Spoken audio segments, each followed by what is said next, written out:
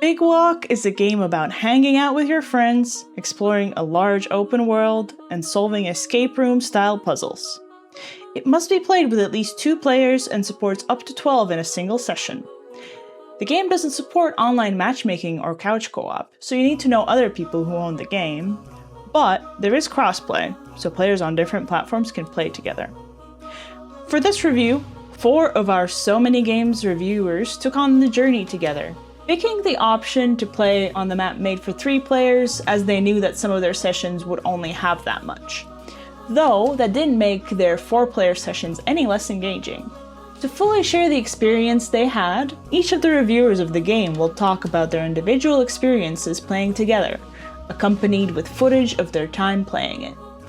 Despite Big Walk being a strictly cooperative game, how they each interacted and interpreted varied, as they each took on different roles and saw the world through different eyes. It reminded me of the giddiness of going to a playground as a kid. In the first moment of the game, you walk forward out of a dark tunnel and stand on the precipice of a brightly colored play place. It's the tutorial and lobby while you wait for your friends. Even in this tutorial spot, Jesse and I were just mucking around when I accidentally yeeted my cowbell behind a giant black orb. It was in attempting to retrieve it that we learned we can pick each other up and jump all stacked, giving enough height to reach hard-to-reach ledges, or tops of giant black orbs. I fetched my cowbell and resumed clanging until Jacob appeared. We exited the indoor area, and it happened to be night. We fumbled about in the dark until we found a glowing orb we could take with us. The whole game seems to be centered around orbs.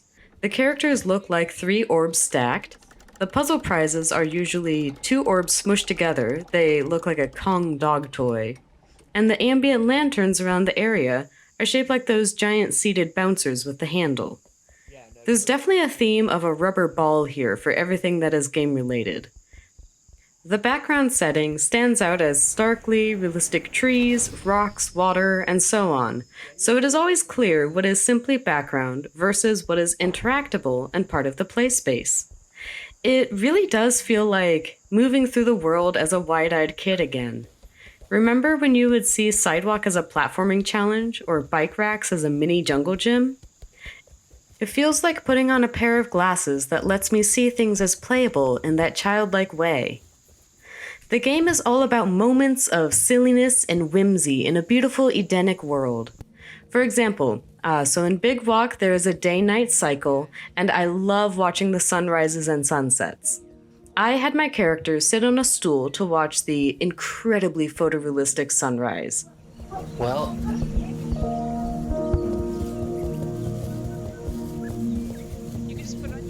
radio stations now. Do you want me to put that on your back? Yes. It's that music again. Hear the music over the walkie-talkie. I can still hear it. I don't know if that's over the walkie-talkie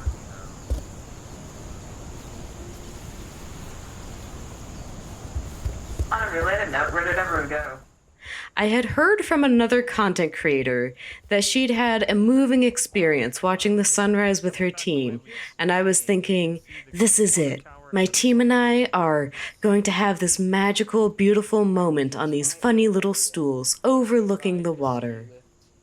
5 seconds later, Jesse and Jacob had gotten bored and dramatically thrown themselves into the ocean.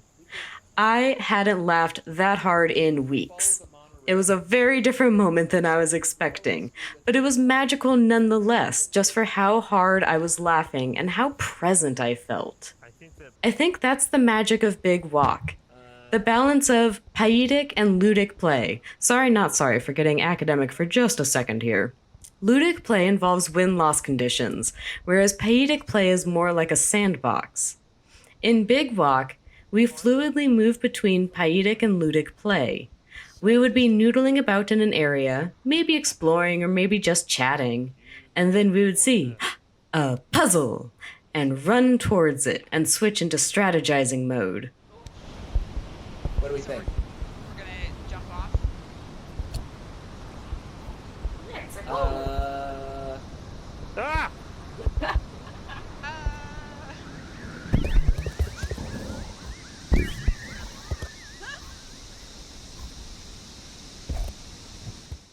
There's a great variety of puzzles scattered around the island of Big Walk.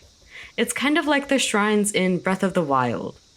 Most involve cooperation and communication to achieve. Our team never bickered about how to accomplish a puzzle or task. We just worked together to figure it out, with some of the slickest communication I have ever had with a group. Big Walk seems to innately foster this kind of easy communication and fluidity between playstyles that felt seamless. Also worth noting is how well this game runs. My gaming PC is tragically out of commission for now, and I was very concerned about how I would play this game with the team. For our first session, I borrowed a friend's gaming PC, and I chose to use keyboard and mouse. Everything went swimmingly. So, for the second session, we all agreed I would use my mid-tier laptop. It is not a gaming laptop, but it does have a dedicated graphics card, just to see how it goes. And the verdict is, I barely noticed a difference. I did drop all the graphics settings to medium, so everything was a little less sharp, and distance objects would appear closer, but everything ran perfectly. I did not notice frame drops. I did not experience lag.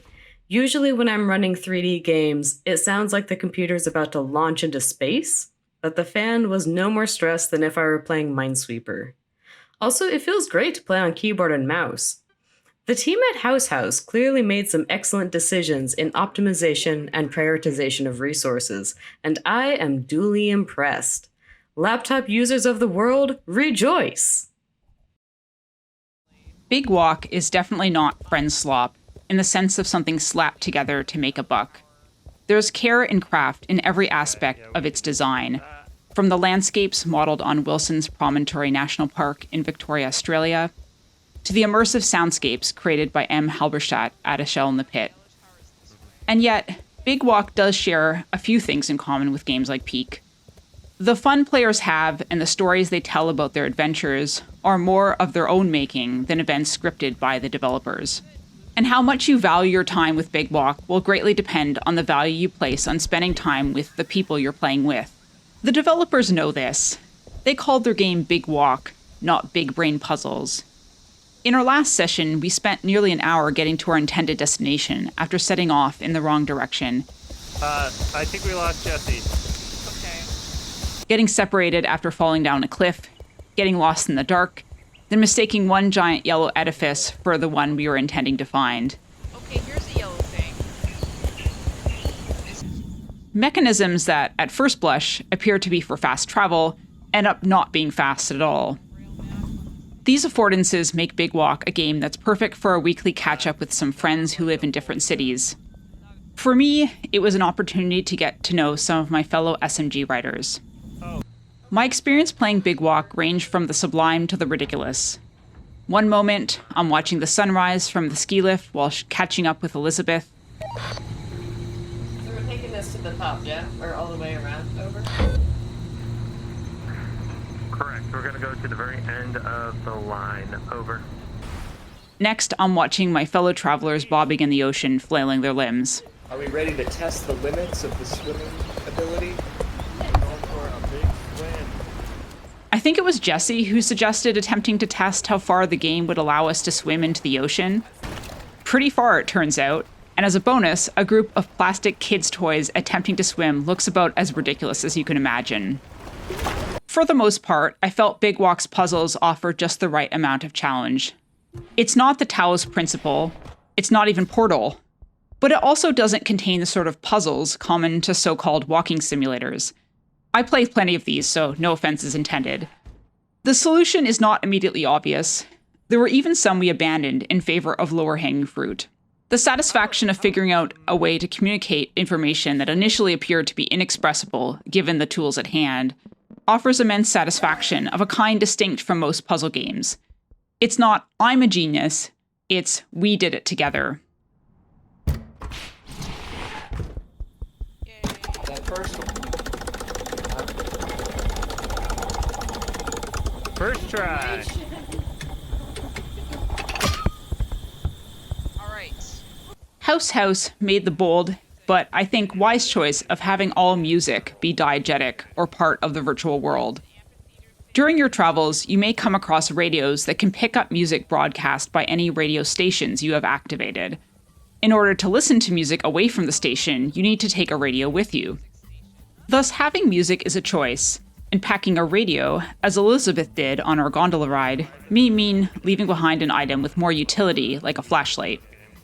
I found the spotlight on sound design grounded me in the virtual space and allowed me to focus on communicating with other players.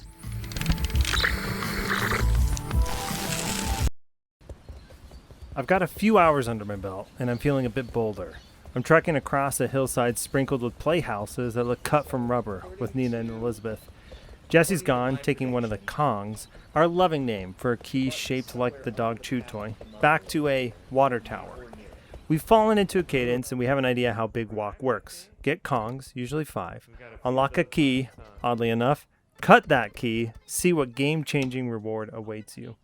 One of the trio leads us through the night to a building with 2 entrances blocked by turnstiles. We found 2 hand radios, which make life infinitely easier, considering how narrow the default proximity chat is. Well, the turnstiles force you to drop all items. I'm not quite devastated, but I feel like my cheat sheet has been stripped from me before a test. And it's certainly a difficulty check. Maybe that's not quite right. It's better to say intelligence check and Big Walk. Elizabeth and I enter in on one side while Nina goes in the other. Like many puzzles scattered across the island, the logic centers on limited communication. We can see each other but not hear anything we say. The loss of the hand radio stings a bit more now. On our side, we have a wall of symbols in fixed spots. We see that Nina has the same symbols but on wooden pegs that could be inserted into different slots. So we have to visually tell her where to place things. We get it. I stand there conferencing with Elizabeth on how we tell Nina where things go. She grabs a symbol and looks our direction, seemingly in the know of what our plan is. Then it hits me. I'm Amy Adams from Arrival. We're speaking a new language. I direct the arms of my black and raspberry-colored, low-poly, duck-like avatar in an awkward symphony. T-pose, right arm waving, furious nodding, crouch and left arm point. Time unravels and I see all instances simultaneously. Time is no longer linear, but like a rubber ball with immaculate audio design, bouncing all directions from a single casual toss. Nina somehow interprets my movements. They're not graceful, but they work. I can't believe that worked. That was amazing. You want the sauce? Yeah. Oh my gosh. I was saying that felt like the movie Arrival. When the confetti pops and the Kong is released from the vise, I don't only feel a little bolder, but stand a little taller, too. I once read an interview with a neuroscientist deconstructing the idea of instinct. He pointed out that most assumptions people have about the genetic basis of dog behaviors, for instance, are unsupported by science and even demonstrably wrong. He proposed an alternate heuristic. Animals, guided by their genetic dispositions, learn how to behave based on the way their physical bodies interact with and grow within their environments. When I first stepped into the lobby of Big Walk, I was greeted by my colleague, Elizabeth Hambleton, who immediately lifted me into the air and proceeded to chase me around the brightly colored rec room, shaking a loud cowbell for 5 minutes, while I pushed various buttons and waved my arms in the air. In these goofy segmented bodies with noodly limbs and the limited environmental interactions available to us, I can't imagine anything that would have felt more natural. The game world's visual approach has the novel juxtaposition of realistic wilderness and a newly built polychromatic playground of geometric shapes. A nature reserve meets oversized foam blocks. The landscape is big enough that you can end up separated or lost, or, in the case of one of us, alone and stuck in the deep dark woods all night. The only sounds apart from your nearby friends' voices are those of a hike in the woods, sprinkled with occasional diegetic music in places. Exploration is key because there is no clear path from A to B, only doors with locks and keys hidden behind scattered riddles. And that's the thing about Big Walk that truly caught me by surprise, the puzzles. The game has some hella good puzzles, with cryptic clues, careful observation, out-of-the-box thinking, and a sizable helping of coordination and collaboration. There's plenty to do in Big Walk, so much that even after several sessions the 4 of us remain far from the game's elusive conclusion. But what truly elevates the game is that one doesn't actually need to do anything at all. No time limits or hazards constrain exploration. No imperative keeps a player from sitting on a bench alongside their playfellows while watching the sun set. No directive keeps one from heedlessly diving into the ocean at the bottom of the rocky slope. I didn't find one on the ground. Not yet, anyway. Might still be there. Big Walk is a game about walking and talking with your friends through a gorgeous visual and sonic environment modeled on the Australian bush. Escape room style puzzles offer just the right amount of challenge. It's a game that encourages trust, bonding, and communication. Walking the island, our momentum picks up as the vistas, free public transportation, and smartly designed puzzles inspire us to focus on enjoying our time together. The game principally cultivates affinity, and it shines bright in the epiphanies sown through the friendscape, shared warmly and excitedly between players.